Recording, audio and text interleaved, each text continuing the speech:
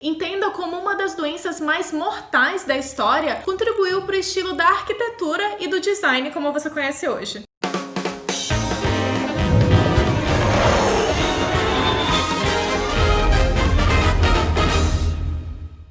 É claro que a Covid não foi a primeira doença a mudar os hábitos da população. Muita gente lembra de ter estudado a peste negra, causada pela bactéria Yersinia pestis e que matou metade da população da Europa no século XIV. Mas existe uma outra doença que matou muito mais gente e que ficou conhecida como peste branca. Essa é uma referência à tuberculose e estima-se que ela tenha matado 1 bilhão de pessoas entre os séculos 18 e 20. Essa doença mudou não só os hábitos das pessoas, mas também a forma como elas se relacionam com as próprias casas e os hospitais. A tuberculose era a grande preocupação do século XIX, não só por causa da alta mortalidade da doença, mas também porque não se sabia ao certo como ela era transmitida. Antes da descoberta dos micro-organismos, as pessoas achavam que as doenças eram causadas por miasmas, que seria o ar podre ou o mau cheiro. Até que fazia sentido, já que coisas fedidas, como excremento ou lixo, de fato causam doenças. Essa teoria fazia com que as pessoas passassem muito perfume para ficarem cheirosas, mas não incentivava tanto a lavar as mãos ou tomar banho, por exemplo. Hoje a gente sabe que os micróbios se encontram nesses lugares que tem matéria orgânica, mas essa não é a regra. Não dá para cheirar os patógenos transmitidos pelo ar, como o coronavírus e como é o caso da tuberculose também. Foi só em 1882 que o médico Robert Koch formalizou a teoria dos germes, que substituiu a teoria dos miasmas. O micro-organismo que ele descobriu foi justamente o causador da tuberculose, que ficou conhecido como bacilo de Koch. Foi aí que as pessoas começaram a se preocupar com esses germes invisíveis que podiam estar em todo lugar. Um reflexo disso foi o aumento da limpeza e da higienização dos ambientes. Hoje em dia é estranho pensar em um banheiro que tenha carpete, poltrona e outros móveis que acumulem umidade e poeira, mas isso era normal no século XIX. Aos poucos, a teoria dos germes fez com que as pessoas evitassem ornamentos e acessórios desnecessários, que eles podiam acumular micro-organismos e também porque eles são mais difíceis de limpar. Essa preocupação com a higiene e praticidade influenciou muito a arquitetura moderna da primeira metade do século XX e que ainda se reflete nas nossas casas. É o que fez as construções deixarem de ser assim para ficarem mais assim. A descoberta da bactéria da tuberculose deixou mais claro que ela poderia ser transmitida pelo ar e se acumular em superfícies. Então, além de limpar bem a casa, era muito importante deixar o ambiente ventilado e arejado. Aquele clima mais escuro, com cores fortes, foi substituído por tons claros e mais janelas, dando o aspecto de ambiente asséptico. Como é de se esperar, a preocupação com a tuberculose e teoria dos germes influenciou principalmente os hospitais. Para ter uma ideia, um dos prédios mais importantes do modernismo é justamente um sanatório, que é para onde levavam os pacientes com tuberculose. O Paimio Sanatorium, na Finlândia, foi obra do arquiteto modernista Alvar Aalto e sintetiza bem o que eu tô querendo dizer. Ele tinha quartos amplos, pintados de branco e muito bem iluminados. O prédio era dividido em setores, para não misturar a área dos doentes com os ambientes de serviço, como a lavanderia e o refeitório. E no telhado ainda tinha um terraço para os pacientes pegarem sol e respirarem ar fresco. Esse sanatório usava até cantos arredondados, porque eram mais fáceis de limpar, algo que se vê até hoje em muitos hospitais. A ideia desse ambiente higiênico e arejado foi referência para o principal arquiteto do modernismo, chamado Le Corbusier. Ele formulou os 5 pontos da arquitetura moderna, que inclui a remoção de paredes e pilares desnecessários para poder circular livremente e também a inclusão de muitas janelas para iluminar todo o ambiente. Alguns exemplos dessa estética aqui no Brasil é o edifício do MASP, que fica em São Paulo, e as construções de Brasília também. Claro que o movimento modernista é muito mais amplo e complexo do que tudo isso, mas a descoberta dos germes e a preocupação com as doenças, principalmente a tuberculose, certamente tiveram um papel importante na configuração das nossas casas, dos edifícios de hoje. Se você gostou desse vídeo, não esquece de deixar o like e se inscrever no canal da Super também. Hoje eu vou ficando por aqui e até a próxima!